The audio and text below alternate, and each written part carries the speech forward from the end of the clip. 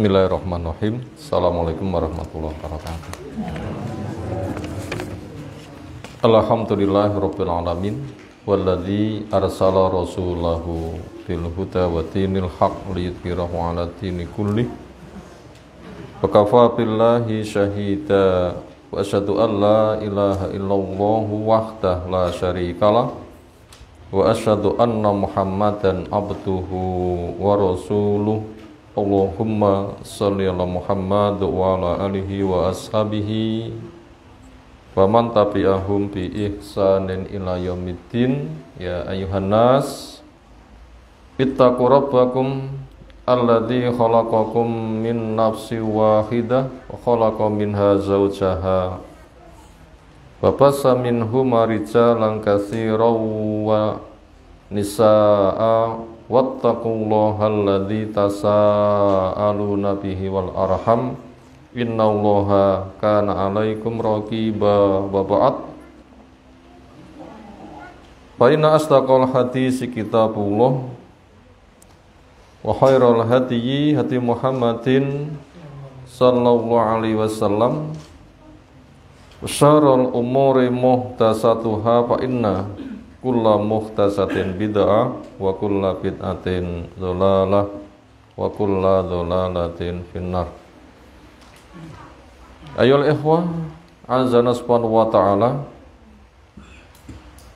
segala sesuatu Allah telah menjelaskan.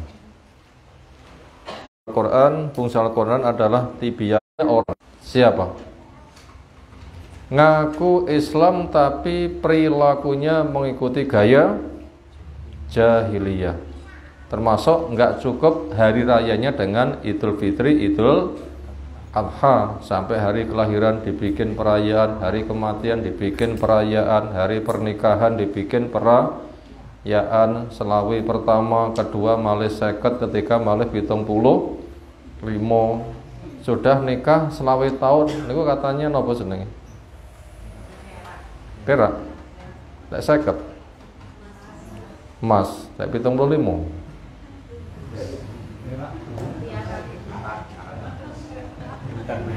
Mutiara digali di dalam tanah, ngeten iki. Enggak tahu lah.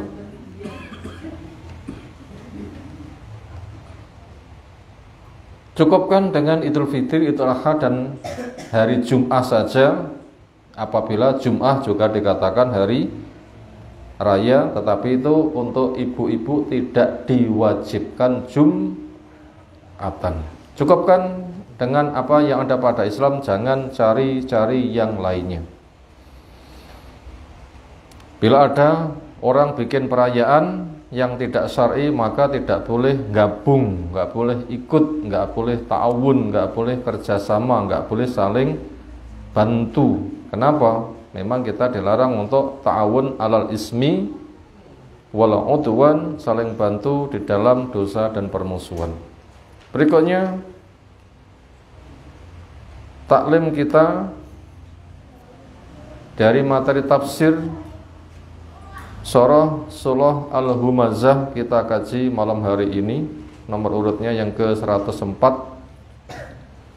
Arti Humazah adalah pencela, pengumpat, mulut yang suka usil, ngelek-ngelek lingkungan. Temanya membahas masalah itu, membimbing kepada kita untuk jaga mulut. Dia adalah makiyah, diturunkan ketika Nabi Sallam masih dakwah di fase Mekah, belum hijrah ke Madinah. Seringnya surah Makkiyah itu pendek-pendek, gaya bahasanya simpel, tegas, kuat, dan banyak cerita tentang hari akhir, hari kebangkitan, pengokohan tauhid rububiyah digiring ke tauhid uluhiyah, diajak mengenal kepada Allah yang telah diakui, kemudian mewujudkan dengan penghambaan. Belum banyak cerita tentang perang, bahkan malah nggak ada. Yang ada adalah maaf dan sabar. Kita mulai Insyaallah akan kita kaji semuanya 9 ayat. A'udzu billahi minasy syaithanir rajim. Bismillahirrahmanirrahim.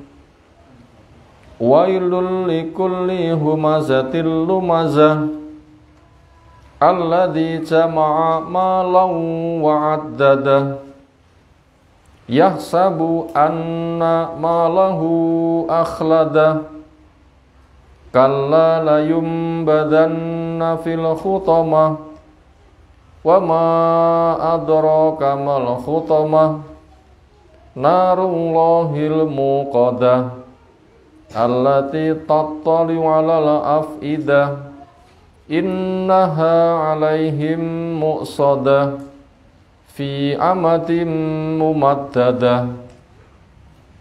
Wailun punya makna celaka, bahaya besar. Syiddatul azab, siksa yang dahsyat.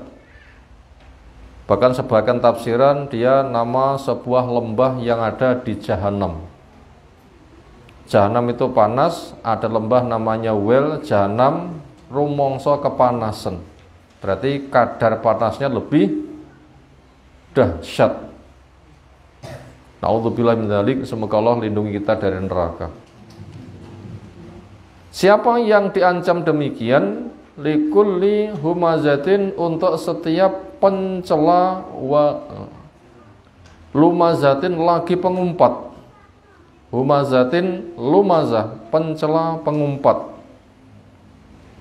Ini membimbing kepada kita untuk ngati-ngati apa yang kita ucapkan tentang lisan.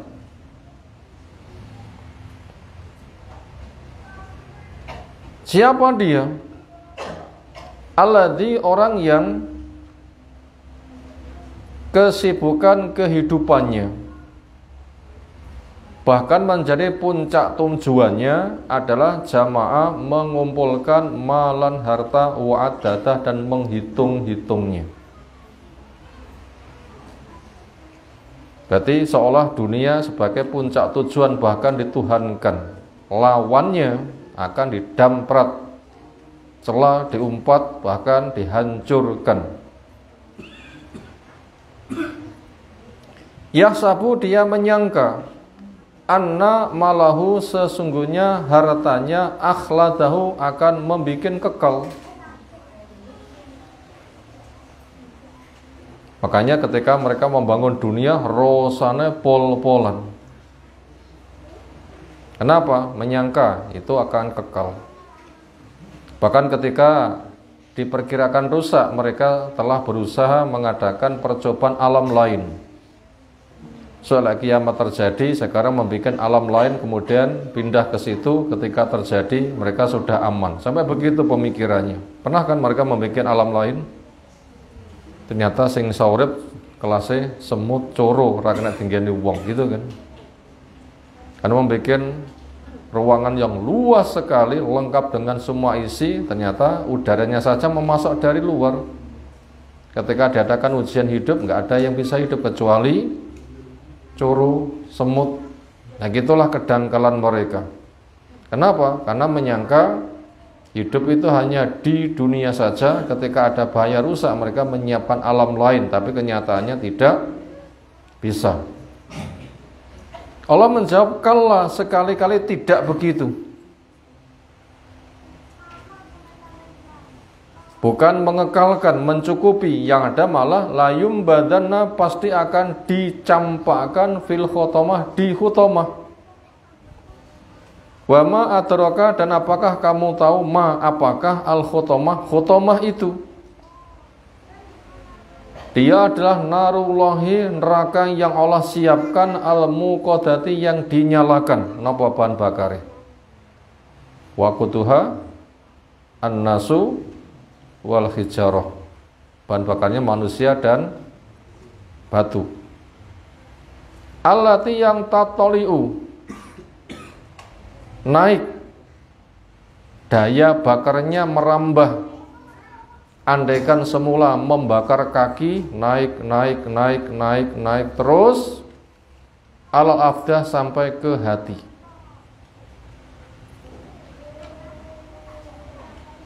Andaikan digambarkan untuk memudahkan pemahaman kados nyalane obat nyamuk niku dibong pucuke malah abang ngeten nggih.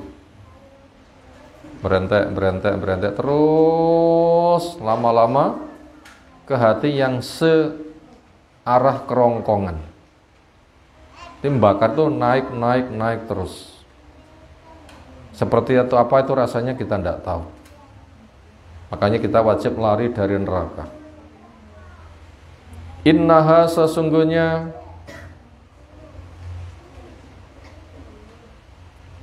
khotomah itu alaihim akan ditimpakan kepada mereka muqsadatun sesuatu yang ditutupkan fi amadin di mana mereka diikat pada tiang mumaddadah yang dipalangkan, yang dibentangkan. Wonge masuk dirantai, pintu ditutup sehingga panasnya pol-polan. Makanya bila orang itu masak, omprenge dibuka kalih ditutup gampang luweh cepet umup sing pundi? Ditutup. Kenapa? Panasnya munggah kemudian balik.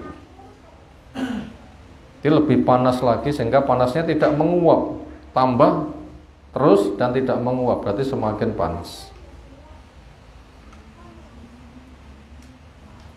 Tafsiran diambil dari Ibnu Katsir, sudah ringkas, masih diringkas lagi karena terbatasnya waktu. Bila nama-nama mufassir enggak kita sebutkan, nanti nama mereka siapa bisa kembali ke kitabnya. Di sini kita mengambil pemahaman umum. Mana humazah dari kata hamaz bil qaul yaitu mencela pakai ucapan. Wal lamas lumazah bil fi'li dengan perbuatan. Yakni yang ia maksud yasdari memandang rendah an-nasa kepada manusia, wayan takisu dan mencela bim kepada mereka. Ta'anil lagi pencela, mi'yabin yang banyak mengungkap aib. Lafat al-humazah dari kata yamhizuhu, mencelanya fi wajh ketika sedang berhadapan. Walumazah, adapun lumazah mencelanya min khalfi ketika sudah berpisah dari belakang. Depan mencela, ketika pisah juga sama, mencela di semua keadaan. Lafat al-humazah dan lumazah pencela pengumpat menggunakan model lisanuhu wa ainuhu, lesannya dan matanya. Lesannya mengungkap, matanya mengerdipkan sebagai bahasa penghinaan. Termasuk juga wa yaqulu luhum manas, dia memakan daging manusia. Dosa napa sing digambar ini memakan daging manusia? Ghibah. Wala yaktab ba'dukum ba'dhu. Jangan menghibah sebagian kamu pada sebagian yang lain. Ngrumpi, nyeritakne eleke wong. Tanggane tuku apa? Wah, iki dhuwit panas. Pantes duitku ilang-ilangnya tuyule jan bahasa semisal. Senada dengan itu namanya ngerasani. Lo tenan, ya tenan, ya tenan. Lek tenan namanya ngerasani, lek enggak tenan tuh namanya buhtan, tuduhan, dusta, lebih gede lagi. Iya saja diungkapkan enggak boleh, apalagi tidak, lalu dituduhkan lebih gede lagi. Itu namanya orang yang ghibah. Allah mengatakan wala yaktab ba'dukum ba'dhu, enggak boleh sebagian kamu menghibah sebagian yang lain. Makanya apabila orang itu sedang nglumpuk niku sebatas sing dionekipun kok zikir mawon. Membikin klub nopo? Kula nate lewat wonten pos kampling niku ibu-ibu kalih gendong anake utawi napa ngeten damel halakoh. Lungguh ning bentukipun memutar bunder. Asalipun Bu sinten memegang sirahipun Bu sinten, masing-masing begitu golek nopo. Itu yang dibicarakan apa? Bisa berjam-jam. Ceritane A, ceritane B, ceritane C. Itu semuanya adalah mulut. Maka ngati-ngati. Makanya bila kita bikin majelis, bagaimana majelis generasi awal Islam, hayya najlis nu'min sa'atan. Ayo kita lelungguhan walaupun sebentar untuk memperkokoh iman. Ada yang membacakan ayat. Karena orang beriman, idza tuliyat alaihi ayatuhu zadathu imana, ketika dibacakan kepadanya ayatnya imannya bertambah. Makanya bila kita itu bermajelis, yang kita ceritakan itu adalah ayat. Bila tidak, kita jauhi saja wong nglumpuk-nglumpuk menawi isine mek rasan. Niku ayeme mboten sepiro, mek demen ngonekne wong ning mengke resikone. Oh, niku mengerikan. Napa? Wailun, ancaman neraka gara-gara lisan. Sebuah jurang yang ada di dasar jahanam. Napa malam ke dipun catemi ngoten bibiripun, ilatipun terus pundi kira-kira. Wong kadang kecokot mawon pun lara nggih. Mongko niku mboten sengaja. Sareawan mawon pun lara, nek kesinggol mawon. Bagaimana itu nanti dia berada di neraka dengan sebab dosa lisan. Apalagi dalam kubur nanti diblekrei. Napa diblekrei ini? Dibacok, tarik nyamburi, serwet ngoten, kayak tajam banget, kayak sing bacokne rasa. Kan mulutnya saged dedel duwil. Tengen selesai, ganti kiwa, kiwa selesai, tengen penutuh malih, terus tengen kiwa, terus. Sampai kapan kita tidak tahu. Seperti apa rasanya. Dan cukup kalimat itu bisa menyeret neraka. Wa innal abda la yatakallamu bi kalimatin ma yatabayanu fiha yazulu biha ilan nar ab'ata minal masyriqi wal maghrib. Ada seseorang ngomong sepatah kata sing gak dikontrol, sing penting ngomong apa isine mbuh, termasuk rasan-rasan rati pikir. Ternyata hanya dengan sebab sepatah kata dia bisa kecebur ke neraka yang kedalamannya lebih jauh, lebih dalam daripada jarak timur dan barat. Pinten jerone? Luwih adoh timbang ngetan kalih kulon. Saged tempuk mboten? Jen niku dipun rantai, menek gunung geni. Terus pundi rasanipun? Begitu tekan dhuwur tarik ceblok, teker menek malih. Begitu tekan dhuwur tarik malih. Terus kapan itu habisnya? Itu dosa sepatah kata. Makanya lisan kita gunakan untuk ngati-ngati dari apa yang kita omongkan. Makanya dipesankan, mangkana yu'minu billahi wal yaumil akhir falyakul khairan au liyasmut. Sapa sing iman menyang Allah, sapa sing iman menyang dina akhir, mula lek ngomong sing apik, lek gak iso napa saenipun kendel, diam, meneng. Kesanalah. Maka kita wajib menjaga. Apa malah tiang gak ada acara dukung-dukungan. Iki badhe wonten acara dukung-dukungan mboten kira-kira. Ndukung calone lek nyanjung pol-polan ben payu ngelek-ngelek lawane pol. Jauhi yang seperti itu, ndak ada urusan. Jauhi yang seperti itu, nggak ada urusan. Kadang nanti suami istri tukaran, suami mendukung A, istri mendukung B, wes tukaran. Sok bedean sing menang sopo. Bano sing menang calon istri, suami kalah, kamu saya cerai. Oh nganti ngoten nggih wonten lho nggih. Nggih bahaya ta ngoten niku. Makanya benahi diri, benahi keluarga, benahi masyarakat. Karena rupane pemimpin itu adalah warna dari masyarakat. Warna pemimpin itu warna dari masyarakat, benahi masyarakat. Senajan wonten tiyang sing sae ning masyarakatnya mboten berbenah, kemungkinan nggih sing dadi niku nggih sing padha kalih rupane masyarakat. Makanya yang paling utama kita tuh berbenah diri, berbenah keluarga, berdakwah, kita membangun dari bawah. Karena nggak mungkin rumah itu membangun atap dulu tanpa fondasi itu adalah keluarga. Ada perintah ku anfusakum wa ahlikum naro, jaga dirimu, jaga keluargamu dari api neraka. Kita sibukkan ilmu amal dakwah, jangan terpancing yang nanti akan gontok-gontokan, dukung-dukungan, ngelem calone, ngelek-ngelek lawane. Niku mungkin dosanipun boten karuh-karuan. Itu tadi orang yang memakan daging manusia yaitu ghibah.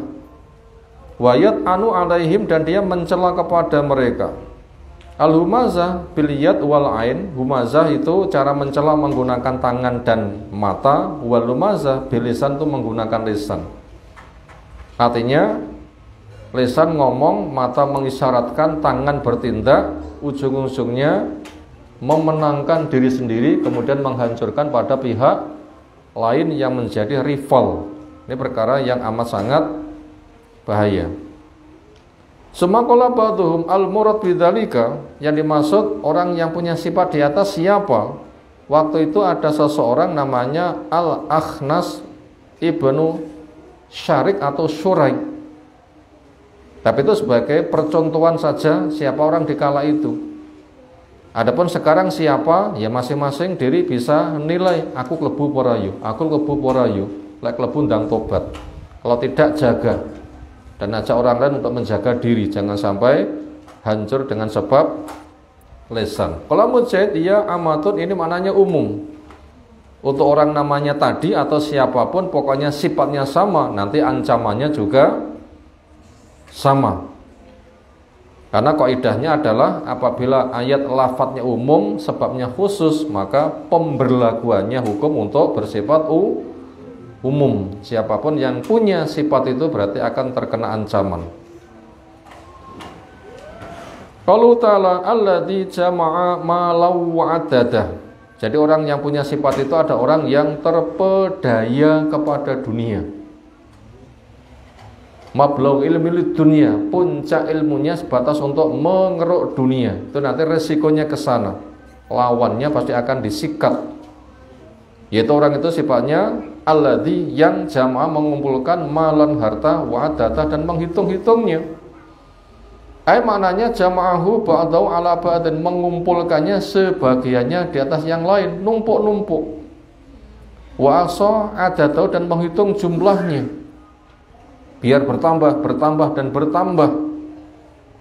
Yaitu kaqauli sebagaimana ada pada surah Al-Ma'arij yang ke-18, wa jama fa'awa, dia mengumpulkan dan menyimpannya. Alhahu, melalaikan kepada dia malu hartanya, binahar di waktu siang. Waktu siang entek mek tinggi golek harta. Sehingga sering wonten ungkapan ingkang kita sampai nih, budal peteng, mulai peteng, golek isine weteng. Siangnya begitu.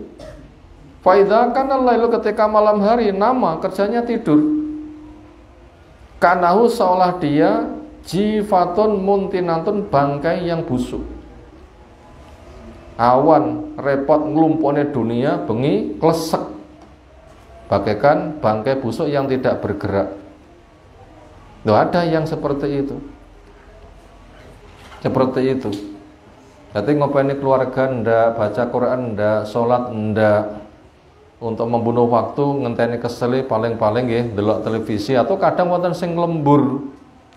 Ujung-ujungnya semata untuk numpuk-numpuk dunia. Makanya kita wajib menghindari. Makanya orang apabila tidak bangun malam, tidak sholat, tidak baca Quran, itu kelasnya nopo? Jifatun muntinatun, niku bahasa tafsir, jenis bahasa kula lho nggih. Jifatun muntinatun, bangkai yang busuk, naudzubillah min dzalik. Wa qalu ta'ala yahsabu anna malau alata, dia menyangka hartanya itu akan membuat dia kekal. Maknanya ya dulu dia menyangka anna jam'ahu al-mala, bahasanya dia mengumpulkan harta. Yukhlituhu, harta itu akan membuat dia kekal fi hadidar, di kampung dunia ini.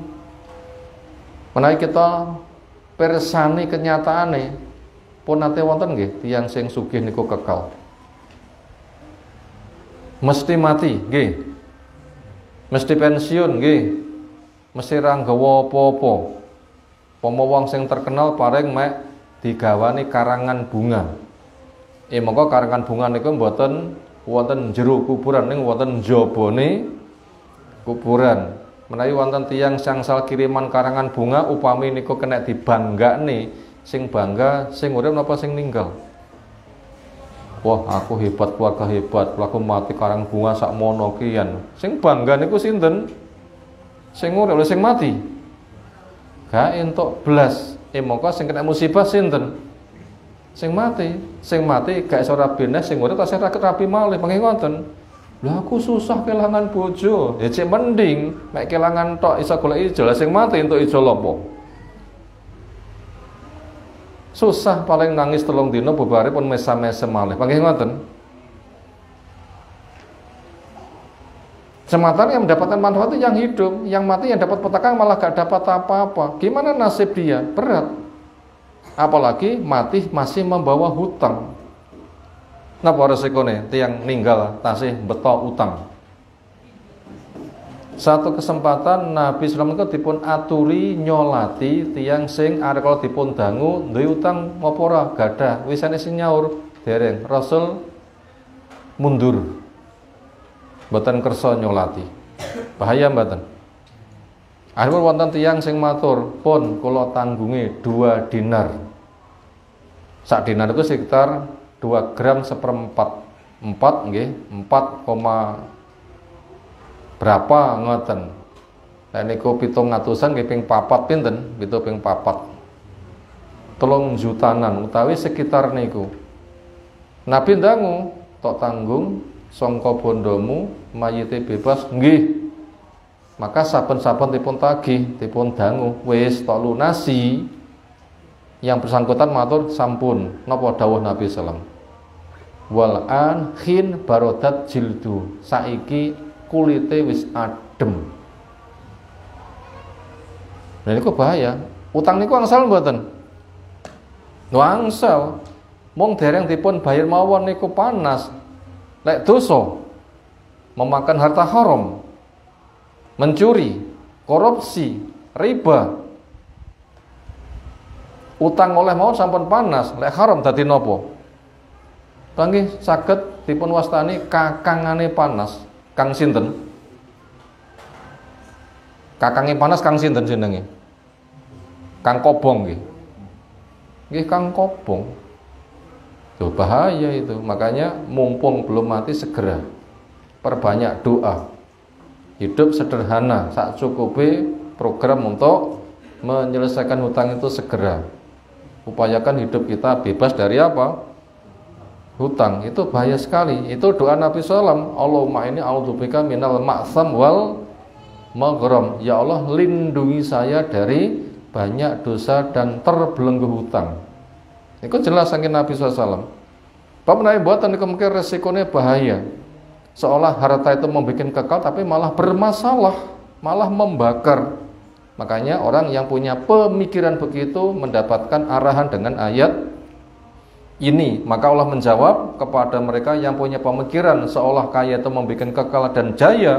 Allah membantah dengan bahasa tegas. Kalau tidak, itu menggunakan bahasa tegas sekali. Ndak bisa, salah. Napa malah sing ngunekne militer kayak garang pisan. Lek muni mek ringkes-ringkes kayak gawalake tenanan, kadang dipenteleng tok pen wedi ngoten nggih. Kala sekali-kali tidak. Maknanya laisal amru tidaklah perkara kama zama sebagaimana yang ia duga. Wala kama hasiba tidak juga sebagaimana yang ia perkirakan. Sumakola ta'ala, kemudian Allah malah menandaskan bukan sebatas tidak, tapi malah berisiko, yaitu layum badanna fil khotomah. Ini merupakan susunan jawab sumpah. Allah bersumpah, demi Allah, jawaban dia salah, yang benar pasti akan dicampakkan. Fil khotomah, di khotomah. Ay maknanya layul qayanna hadza, sungguh pasti akan dilemparkan orang ini, alladzi jama'a malan, yang mengumpulkan harta, fa'adda, lalu menghitung-hitungnya. Di mana dicampakkan? Fil khotomah. Apa itu khotomah? Wahya, dan dia ismun, sebuah nama, min asma'in nar, di antara nama-nama neraka. Ada sa'ir, ada jahanam, ada khotomah. Na'udzubillah min dzalik.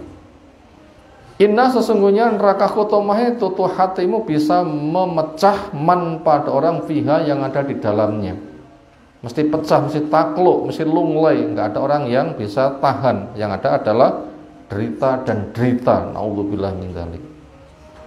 Walihada, kan itulah qala ta'ala, Allah berfirman, wa ma adraka mal khotomah, tahukah kamu khotomah itu apa?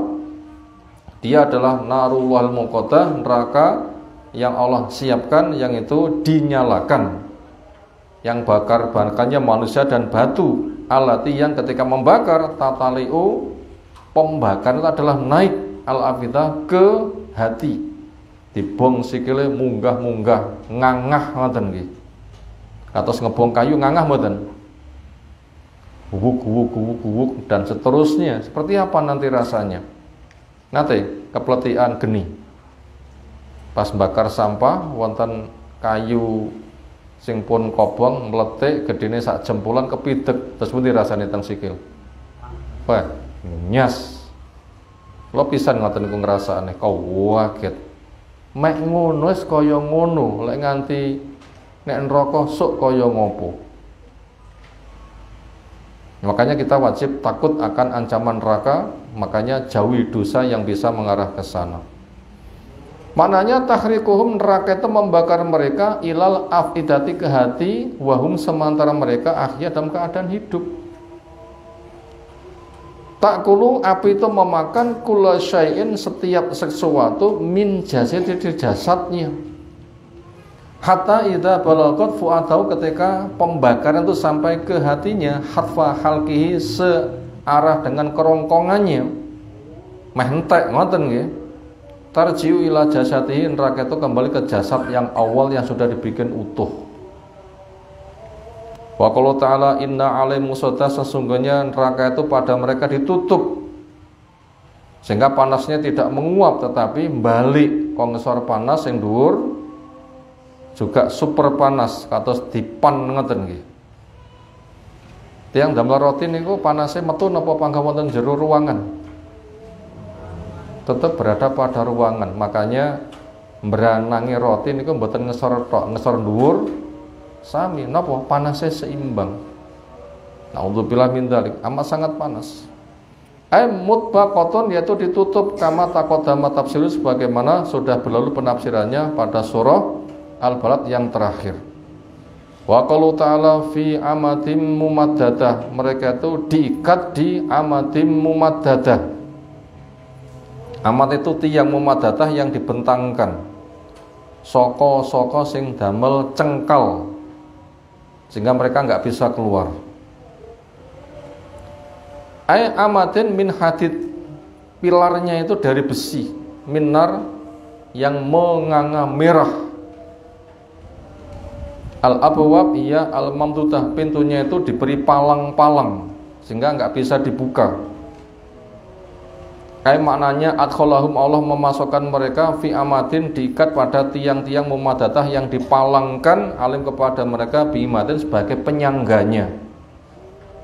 Fi anakim, di leher mereka ada asalasil rantai. Fasudat biha, maka ditutup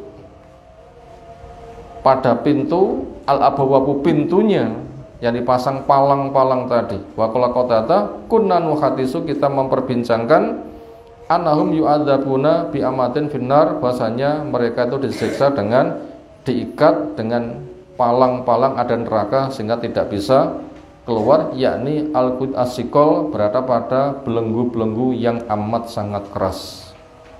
Selesai kita membaca tafsirannya. Secara total begitu, cuma yang tidak tertulis nama-nama mufasir yang nggak sempat kita masukkan, tetapi isi global di dalam mukhtasarnya isinya seperti itu, wallahu alam. Berikutnya kita masuk pada rangkuman. Mau ditulis silakan. 1. Manusia diuji cinta pada harta. Ini pelajaran pertama. Manusia diuji cinta pada harta. Lurus napa bener? Sinten sing mboten seneng kalih harta? Aku lek entuk dhuwit goweding.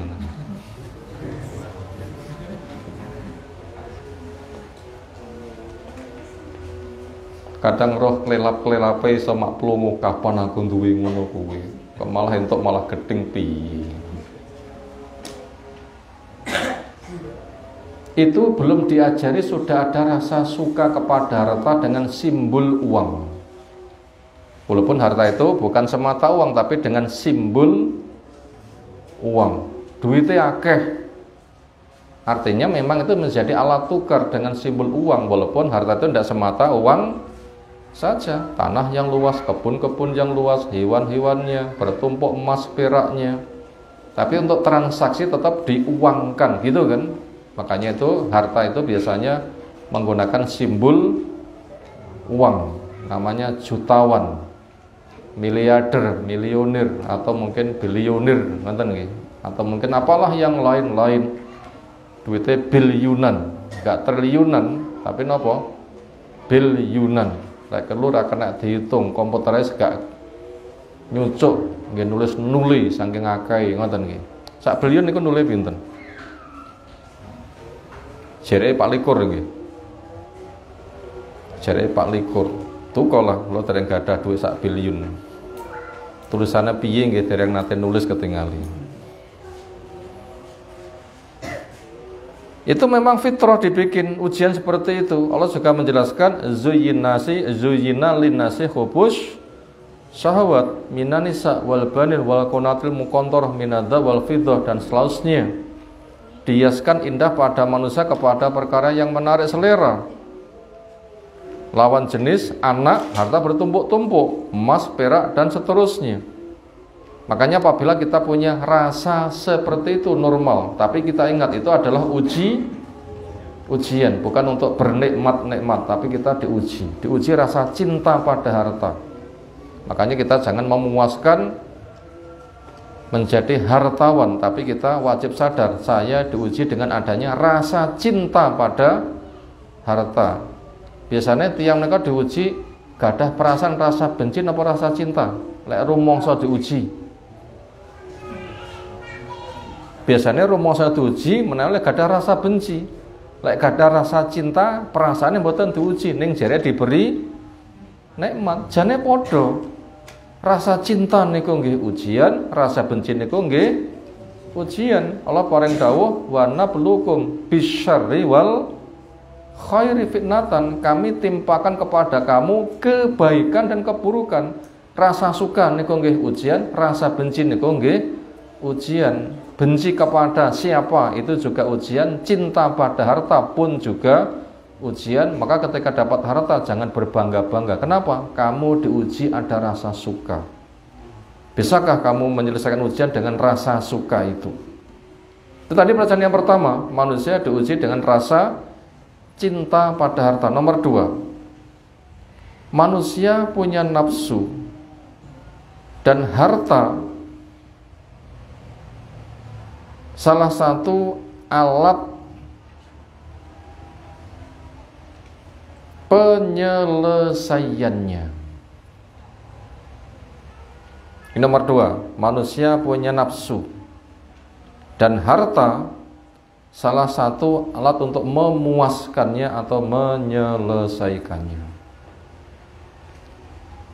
Saya ulang yang ketiga, manusia punya nafsu dan harta salah satu alat untuk memuaskannya. Kita sami dipun paringi nafsu mboten? Nafsu niku napa? Keinginan, kemauan, rasa suka pada sesuatu. Sangat bernafsu, sangat ingin sekali. Wonge sehat, poso pisan, kerjane tenanan, pawanas. Begitu sampun cepaki bukane niku kudu mencelot mboten? Mencelot napa? Sak meja entekne dhewe ngoten. Begitu makan lahap wah, sangat bernafsu. Itu contoh bahasa. Itu contoh bahasa untuk memahami makna nafsu. Nah, ketika punya nafsu seperti itu, maka harta salah satu alat pemuas. Makanya pantas orang itu punya rasa cinta pada harta. Uang itu bisa sebagai simbolnya. Itu tadi nomor 2. Nomor 3, harta bagaikan pedang bermata dua. Harta bagaikan pedang bermata dua. Dengan perincian, A bisa dijadikan sebagai modal ibadah. Yang A, dengan perincian yang A bisa dijadikan modal beribadah. Inilah hartawan yang beruntung.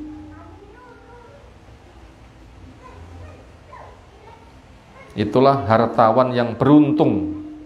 Hartanya digunakan untuk modal ibadah. Inilah hartawan yang beruntung. Itu yang A. Yang B, pemuas nafsu. Yang B, pemuas nafsu. Inilah yang buntung. Buntung napa rugi? Lek modal ibadah beruntung, berarti ini kan dalam bahasa buntung ngoten nggih. Yang nomor B sebagai pemuas nafsu. Inilah yang buntung karena jumlahnya terbatas dan mati tidak dibawa, sementara hisabnya berat. Kan namanya buntung. Kenapa? Kok buntung? Rugi, jumlahnya terbatas. Mati tidak berdibawa dan nanti hisabnya berat. Tiyan niku pengen sugih pun nate kelakon apa dereng? Tiyan niku pengen sugih pun nate kelakon apa dereng? Dereng. Kita sami nate kagungan cita-cita nggih. Upame ngresakne kendaraan niku sing regane pinten? Sing apik napa sing elek? Sing lawas napa sing anyar? Sing roda papat niku regane 70 juta napa sing 70 miliar?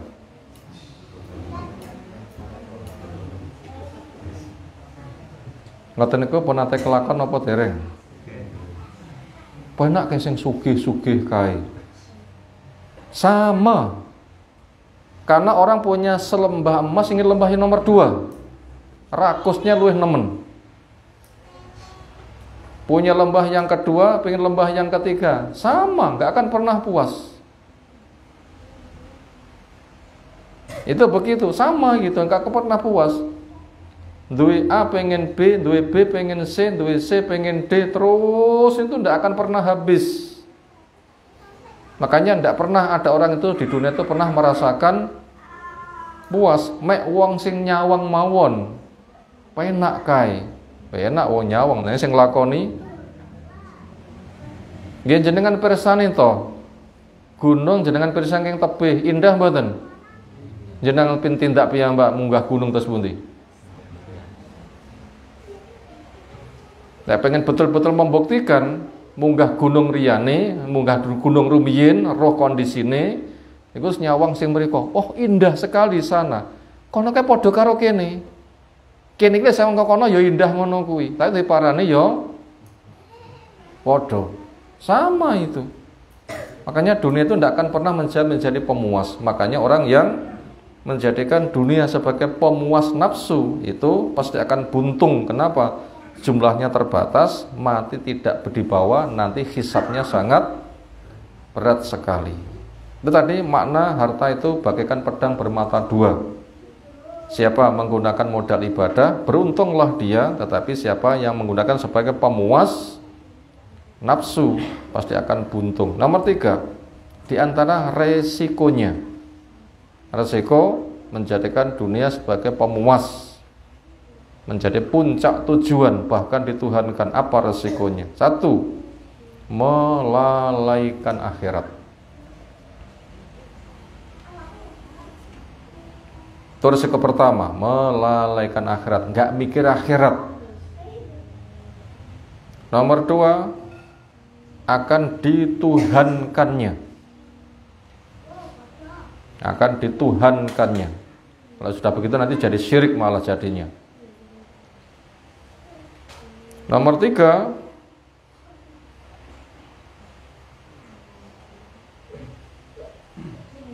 potensinya habis untuk mengumpul-ngumpulkannya. Potensinya habis hanya untuk mengumpul-ngumpulkannya. Itu resiko ketiga. Modalnya habis hanya semata untuk ngumpul-ngumpulkan. Makanya bila orang itu menjadikan dunia sebagai puncak tujuan, kesempatan golek ilmu itu mboten wonten. Kenapa? Waktunya habis cari harta, pikirannya habis untuk mencari harta. Berarti mikir golek ilmu, ngamal, akhirnya itu tidak ada. Kenapa? Modalnya itu sudah tersita ke sana. Modal mikir apa itu tidak iso. Berarti potensinya, modalnya itu akan habis semata untuk mengumpulkannya. Maka termasuk orang yang hatinya mati. Itu risiko yang ketiga. Yang keempat,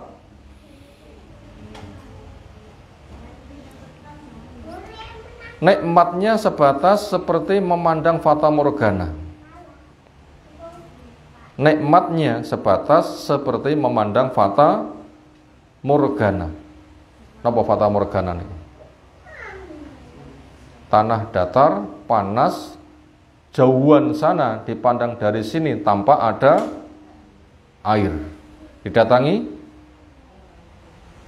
gak ada. Jadi nikmatnya pengagum dunia itu bagaikan memandang fata morgana. Itu nikmatnya sebatas itu. Bagaikan memandang fata morgana. Kondisi tanah terbuka, panas, wangi ngelak. Maknanya hasratnya besar, pengen ngombe. Memandang jauh di sana ada air, ketika didatangi nggak ada. Jadi tidak pernah puas. Atau bagaikan meminum air garam, semakin minum semakin haus, tambah sugih, tambah rakus. Nah begitu, tambah sugih, tambah rakus. Makanya menawi manusa menika disipati buas, buase kalih binatang buas tansah buas pundi. Mbak pilih nate wonten sing mirsani video, wonten burung pemakan bangkai. Ketika sibuk memakan bangkai, niku wonten pitik cilik melu nutuli ditokne. Tapi lek mengke bangkaine pun telas, sing melu nutul pangan pisan. Jadi kepuasan binatang itu sebatas menikmati apa yang sedang terhidangkan. Tapi lek manusia tidak seperti itu. Manusa niku menawi kula nate mireng niku sipate kados tikus. Masa sing buas lho nggih. Tikus niku lek roh panganan dicipuk delikne, cipuk delikne, cipuk delikne, mboten dipangan. Lek sampun tek lagek dipangan. Manusa ngoten ku kira-kira nggih. Nggih mboten kira-kira. Kula nate mireng tiyang sing mengungkap alami tikus. Tikus kuwi carane golek pangan. Entuk niku mboten dipangan, klumpukne terus nganti entek. Begitu sudah baru dimakan. Itu suka untuk ngumpul-ngumpulkan walaupun dia tidak menempati. Jumlah akeh itu bangga walaupun kenyataannya tidak dimakan. Itu bahaya sekali. Sementara tikus itu termasuk binatang yang wajib untuk dibunuh. Binatang fasik. Itu kelasnya seperti itu. Kan membahayakan kan. Itulah sifat yang wajib kita pahami. Itu tadi resiko orang yang menjadikan dunia sebagai puncak tujuannya, itu nanti nikmat yang ia rasakan bagaikan orang yang memandang fata morgana, dari jauh dikira air, ketika didekati nggak ada. Resiko yang kelima, muncul hasad dan persaingan saling menjatuhkan. Terus resiko yang kelima, muncul hasad dan persaingan yang saling menjatuhkan. Hasad niku nopo? Enggak suka ketika melihat orang lain dapat keberuntungan. Jadi roh wong sukses geding. Kita sami kaparingan ujian rasa niku mboten.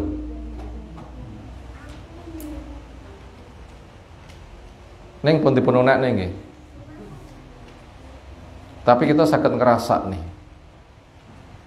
Rasa ngoten niku mboten demen lek roh wong liya gadah kelebihan. Gadah rasa niku pun dosa napa dereng? Belum. Bapak cek diangen-angen tok. Tapi nanti bila sudah diucapkan sudah dosa. Diperbuat lebih dosa. Terus komen datang tiang sing mendapatkan kenikmatan luwih gede malih. Membikin isu miring luwih gede malih. Rakot ngempet ngerusak luwih gede malih. Dirusak hancur bisa diambil luwih gede malih. Mungkin rajane pun hasad, rela hancur-hancuran, sing penting mereka harus hancur duan. Ra entuk kabeh, bong bareng ra apa-apa. Nemen nggih? Itu nemen. Iblis ngoten niku model hasadipun. Harta pun juga demikian. Ra entuk ya ra entuk kabeh. Penjara ya penjara kabeh, pun gelap mata. Itu resikonya seperti itu. Hasad itu persaingan saling menjatuhkan. Tetapi resiko yang kelima, lalu yang keenam, hartanya akan dijadikan pembakar dia nanti di neraka. Hartanya akan dijadikan pembakar dia nanti di neraka. Dan bila kita cari yang lain itu masih banyak tentunya resiko-resiko. Termasuk hati mati. Nah, seperti itu termasuk resiko yang lain. Ayol ikhwah, azza subhanahu wa ta'ala, itu tadi ada 3 nomor rangkuman dari apa yang kita pelajari pada surah Al-Humazah. Kesimpulannya adalah supaya kita pandai-pandai menjaga lisan, sibukkan untuk memperbanyak zikir, ilmu, dakwah, nasihat. Masalah harta gunakan sebagai sarana, jangan menjadi tujuan. Cinta kita kepada harta, maka jadikan itu sebagai alat untuk menjadi penyemangat. Kalau dunia nggak seberapa, sudah nikmat seperti apa nanti nikmatnya surga, sehingga dia tidak akan membanggakan hartanya, tapi akan menjadi peningkat amal solehna dan penyemangat untuk menata masa depannya. Bila bisa begitu, itulah yang beruntung. Tapi apabila sebaliknya, itulah yang wajib kita hindari, sebagaimana kita telah membaca pada surah Al-Humazah di kesempatan kali ini. Ada tanggapan? Silakan.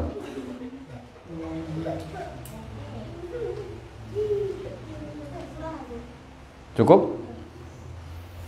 Sekiranya nggak ada, kita cukupkan. Subhanakallahumma bihamdika, asyhadu an la ilaha illa anta, astaghfiruka wa atubu ilaik. Assalamualaikum warahmatullahi wabarakatuh.